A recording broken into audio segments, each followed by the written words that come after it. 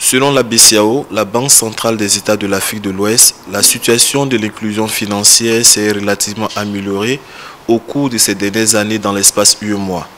55,2% des personnes en 2017 ont accès aux services financiers contre 14,3% 10 ans plus tôt.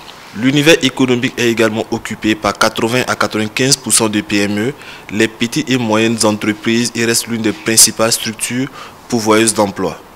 Inclusion financière, levier du développement économique et social. C'est autour de cette équation à multiples inconnus que les réflexions ont été menées lors de la semaine de l'inclusion financière dans l'espace UEMOA.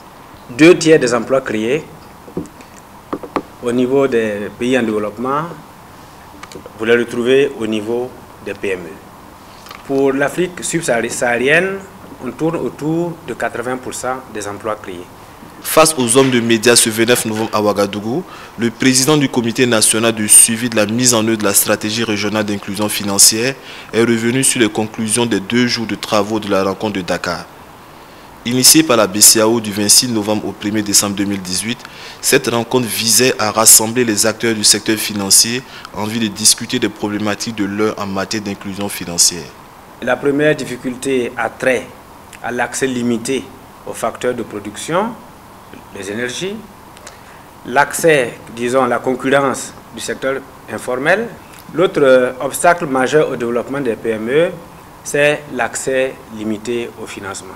Pour ce qui concerne le financement des petites et moyennes entreprises, un certain nombre d'initiatives en vue de favoriser l'accès aux services financiers ont été prises, notamment le partage des risques. Selon le conférencier, au cours des travaux, les participants ont estimé que la digitalisation des paiements de l'État présente des avantages en termes de gains et de temps. Mais pour la réalisation, il est nécessaire de disposer d'un écosystème global avec tous les acteurs que sont l'État, les autorités de régulation des téléphonies mobiles, les émetteurs des monnaies électroniques et les institutions financières.